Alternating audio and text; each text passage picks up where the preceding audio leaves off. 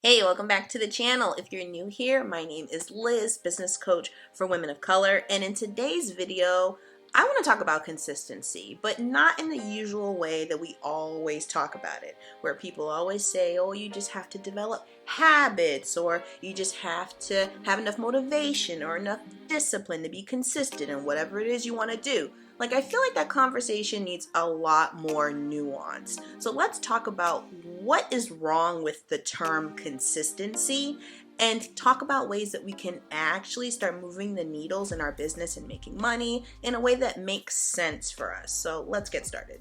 So the problem with saying you have to just be consistent in order to make money in your business is the fact that consistency is just too broad of a term. Like, it means many different things to many different people. And because of this capitalist system that we're in, oftentimes consistency is really just used as a smokescreen to shame someone into thinking that they're just not doing enough. So just saying to someone that they need to be consistent isn't helpful, because at the end of the day, most of us just don't have enough awareness about the actions that we do and how often we actually do them. Like, we're not used to sitting down and tracking how much that we do of a particular action. So what often happens is that you assume that whatever you're trying to do, be it exercise more or make money in your business and promote it,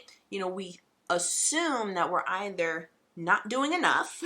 And so because we always assume that we're not doing enough, that inevitably leads to a self-shame spiral that creates more not doing enough because no one is motivated through shame. Like, that's scientifically proven at this point.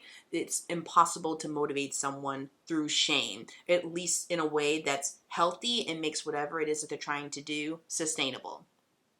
Or we assume that we are doing enough. And because we're assuming that we're doing enough, because we just don't know that we're not, because we're missing that level of awareness, that inevitably leads to disappointment because you're not seeing the results that you think you should be seeing, and you don't want to feel like you have to kill yourself to get to your goals.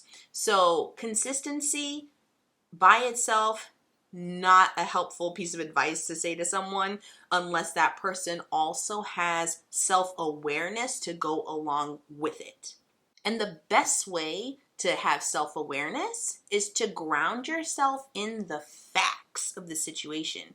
And that means actually tracking how much you are doing. So in terms of making offers in your business, in terms of actually promoting your services, how many times that you actually say, hey, I have X, Y, and Z for sale, go to the link in my bio or click this link to make a purchase or to go through next steps or to book a sales call. Like, you actually need to start tracking how many times you're doing that so that you can actually be grounded in the facts of what's actually happening. And for some people, this would seem like it could be a bit of a triggering process, but I disagree.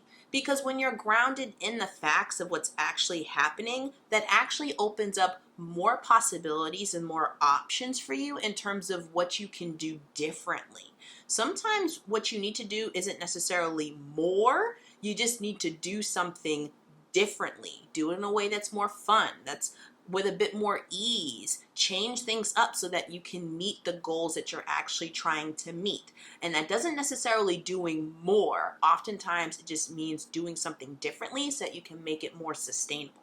And sustainability is huge. It's super important. But grounding yourself in the facts is especially important for anyone who's suffering with perfectionism, which is pretty much most, if not all of us in the society right now. Like, if you're someone who's suffering from perfectionism, then grounding yourself in the facts is a great way to make sure that you don't burn yourself out or shame yourself for expectations that just aren't really realistic.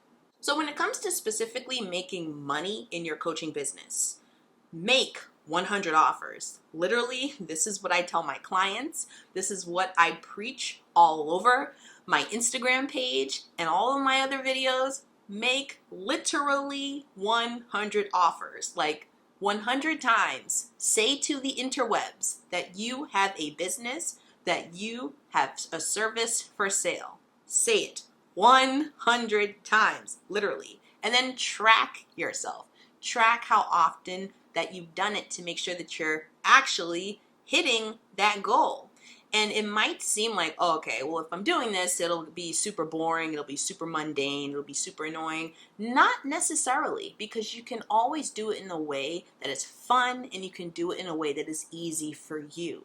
You can actually turn it into a bit of a game, honestly. So a few ways that you can do it are, one, you can actually literally just track like how many times you've made an offer using dates, track it on an Excel spreadsheet, super easy.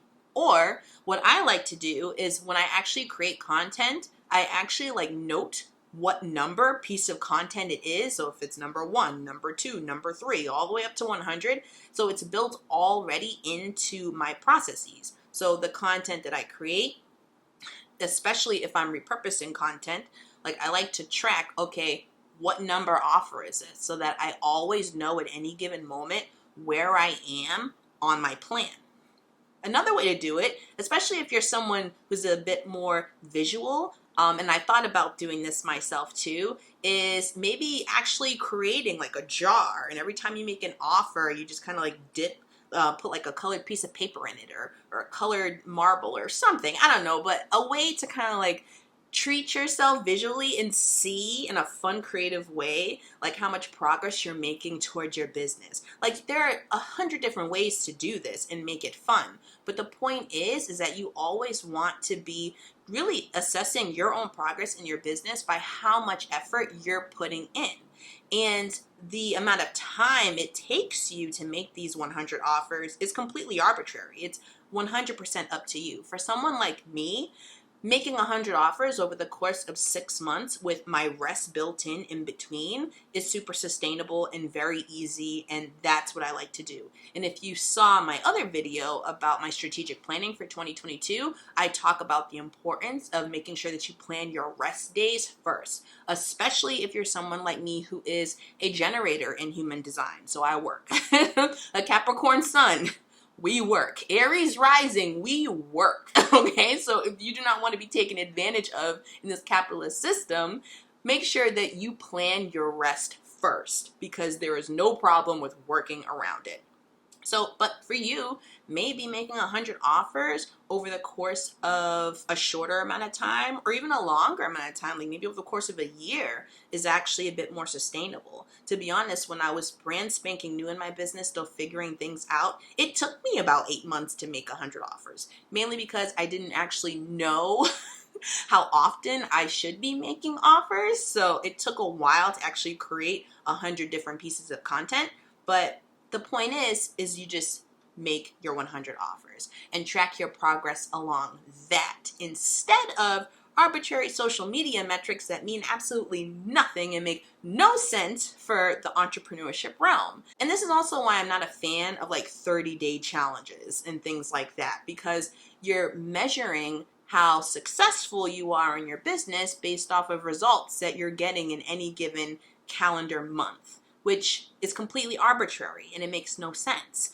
You can make 30 offers and not have a client yet.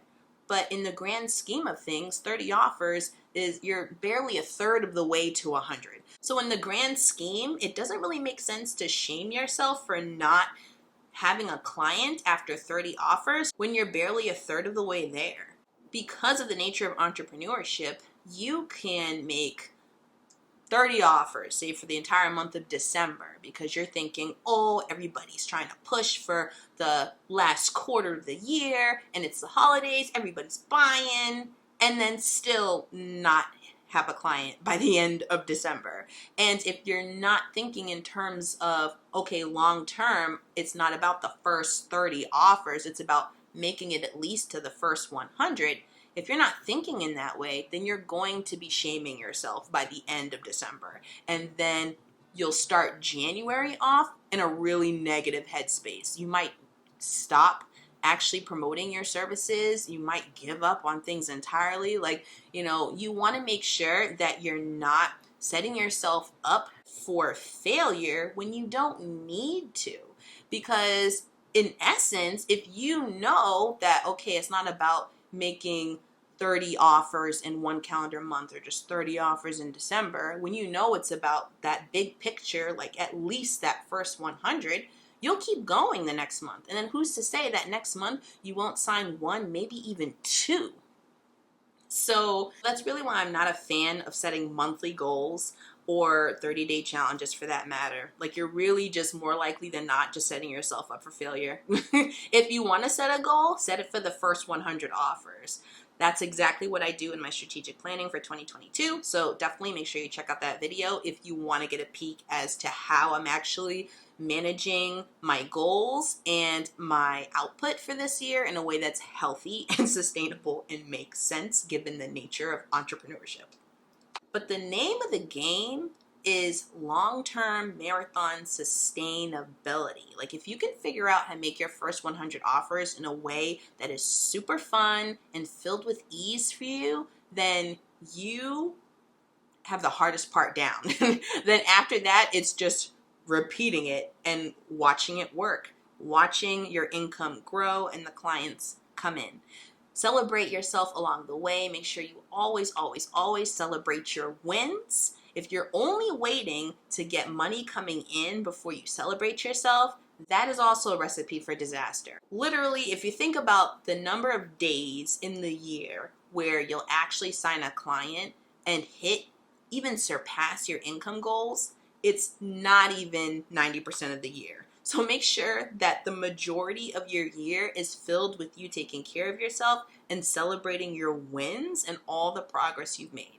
Because this is a big deal. Entrepreneurship is a big deal. You're literally deconstructing 30 plus years of or longer of social conditioning that's trying to make you be a cog in the machine of someone else's company. Like, spending the time to actually deconstruct all of that within you, it takes a lot. So celebrate yourself as much as humanly possible, and then even a little bit more. So let me know if you found this video helpful. Share in the comments below if there's any other questions you have about what it means to be consistent and how to make consistency work for you. I'd be happy to do more videos about that, or even to talk about it a bit more over on Instagram. And if you're not following me over there, make sure that you do at the other Liz Walker. There I'm giving even more help in terms of how to get your next client, earn your next 1K with ease. And if you know you need one-on-one support, I have spots available in my one-on-one coaching program. Use the link in the description box below to book an interest call. We'll see if it's a good fit, and we'll get you started for 2022. Take care.